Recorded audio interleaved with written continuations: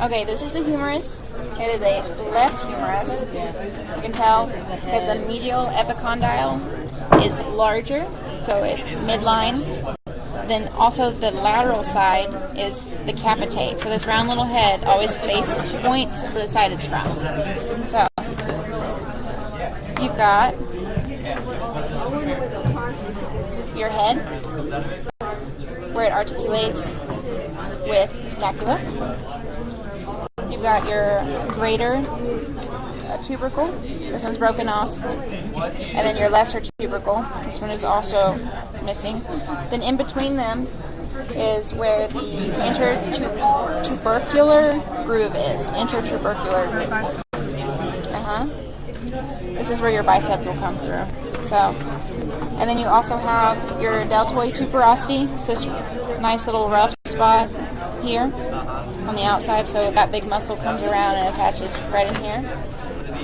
Then you got your radial groove, which this one doesn't have a very defined one, but it's basically right in here. Radial nerve. Yeah, radial nerve wraps around that groove. It's also called the musculospiral groove because it spirals across the bone. This one's kind of low. You have the medial epicondyle again, the big one. The lateral epicondyle is kind of small. You have the medial and lateral supracondylar crest, so it's this nice little sharp. You can see it on the back a lot better. So that's the lateral supracondylar crest, and here's your medial supracondylar crest. See that? And then you have your trochlea. On this one, it's broken off, but it basically looks like a spool. Imagine like another half of that right here. And then your capitate, or I mean not capitate, capitulum. Capitulum is like the head, think cap head, and again it points towards the side it's from. You have your coronoid fossa, which is right here. It's above the trochlea. And then you have your olecranon fossa, and this is where the olecranon process of the ulna articulates. So right here. So you've got your olecranon process, and then like that. And then next we have. Can we go back just for a second? Sure. The capitulum you said was lateral? Yes. Okay. And then let's do the ulna. We'll go in order. Ooh. What's up with the stuff missing off these? Do you have a better one? Are you looking for a radius or I need an ulna. The ulna's right there. I'll leave it there. Just a minute. Well, we'll start with the first part of it. This is an ulna. It's missing its little head. Little bitty head.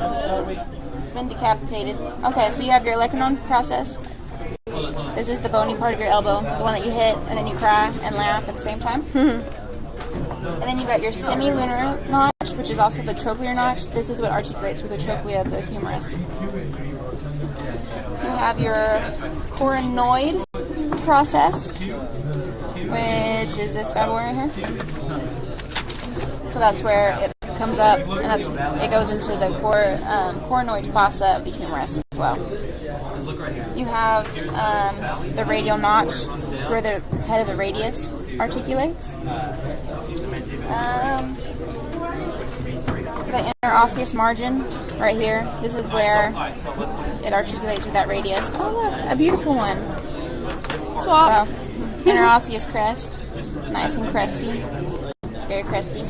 See, it articulates with the other crest on the radius. This doesn't actually go together, but Is it always the part that sticks out right here? actually it does go together. That works. A little longer.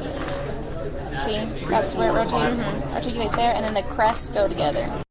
So then you have that. And then you have the ulnar head, and on the ulnar head you have the styloid process. So whenever you're sighting this is going to go on, so this articulates with the radius, so you know the radius is lateral. So whenever the radius is laying here, you know that this is medial, so this is the left. Or you can do your little wand thingy and hold hold it like that. Exactly. Alohamora. I don't see. And then here's your radius. Actually, this is not your radius, but this is a radial head. See, and this really smooth part is where it articulates with the radial notch of the ulna. You have the radial tuberosity. This little bump underneath the neck. You have, again, your inner osseous margin. And then you have your ulnar notch, which is the smooth part on the distal end. It's very slight. It's not like on the ulna where it has that huge notch. And then you've got your styloid process. And one way to decide this is whenever you have the smooth anterior side, you take it and you can point your finger like that. Your styloid lines up with your index finger. So you point it and it's going to be like that. And that's where exciting tips works for either side. Like, so you've got the rough knuckle, so it looks kind of like your knuckles right there. Rough, so your finger. That's awesome. And then from here, if you want to know how to sight it, basically you have to look at the crest and then the smooth part of the head where it's articulated. And usually the radial tuberosity is also medial. These are all medial features. So if you know those are medial, then you know this part is lateral, and that's the side it's from. Awesome. So, all right. Fantastic. Yay!